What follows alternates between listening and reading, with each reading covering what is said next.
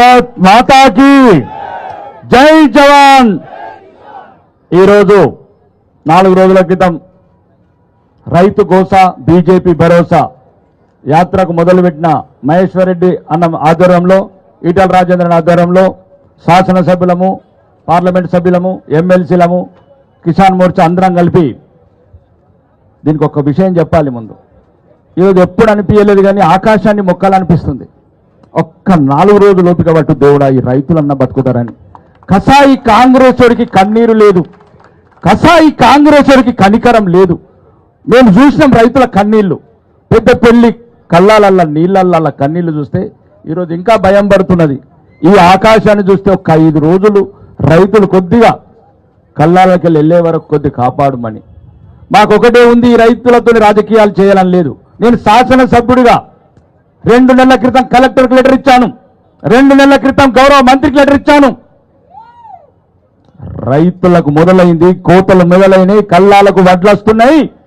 జర మొదలెట్టండి మీ పని. అంటే పంట ఎప్పుడు ఎత్తడో తెలనోడు, పంట ఎప్పుడు వస్తుందో తెలనోడు, పంట ఎంత వస్తుందో వెళ్ళనోడు ఈరోజు ప్రభుత్వంలో కూర్చున్నాడు.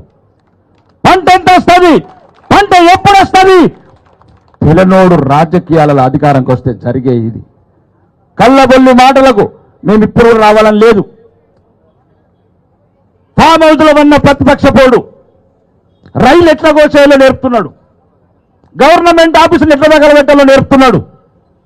కాంగ్రెస్ ఏమో గాంధీ భవన్లో కొట్టుకుంటున్నాడు, ఢిల్లీలలో మంత్రి పదవి గురించి కొట్టుకుంటున్నారు. అందు గురించి మేము రైతు కోసం యాత్ర చేయవలసిందని చెప్తున్నాను. మేమున్నామని చెప్పదందుకు, భారతీయ జనతా పార్టీ రైతుల వెంబడి ఉన్నందుకు. ఒకటి మాత్రం చెప్తున్నాం, ఈరోజు గద్దెనెక్కినరచ్చు, ఇంకా 4-5 రోజులు టైం ఉంది వర్షంది. ఈ వారం రోజులల్లా రైతు ప్రతి గింజ కొనే వరకు భారతీయ జనతా పార్టీ రైతులు ఎంబటి ఉంటుంది, ప్రజలు ఎంబటి ఉంటుంది. రా దమ్ముంటే మంత్రి కన్నా ఈరోజు మామిడిల చరణ్ అనే ఒక యువకుడు కన్నీళ్లు పెట్టుకుంటున్నాడు. డిగ్రీ చేసి పంట వండితే వడ్లల్లో ఏడుస్తున్నాడు. నిరుద్యోగ బుద్ధి ఇవ్వకపోతురి, ఉద్యోగాలు ఇవ్వకపోతురి, ఏది ఇవ్వకుండా ఈరోజు రాజకీయాలు చేసేది మీరు. మీకు ఒక్కటి మాత్రం చెప్తున్నాం, మీ ఇప్పుడు ముఖ్యమంత్రిని, ఫామ్ హౌస్ వరకు ఉన్న ముఖ్యమంత్రిని ఓడగొట్టిన భారతీయ జనతా పార్టీ కార్యకర్తలు ఇక్కడ ఉన్నారు, అర్థం చేసుకోండి. భారతీయ జనతా పార్టీ కార్యకర్తలు, భారతీయ జనతా పార్టీ మీ భరతం పడుతుంది. ఇది అంతం కాదు, ఇది ఆరంభం మాత్రమే. ప్రతి సమస్యకు మీ వెనకాల ఉంటాము.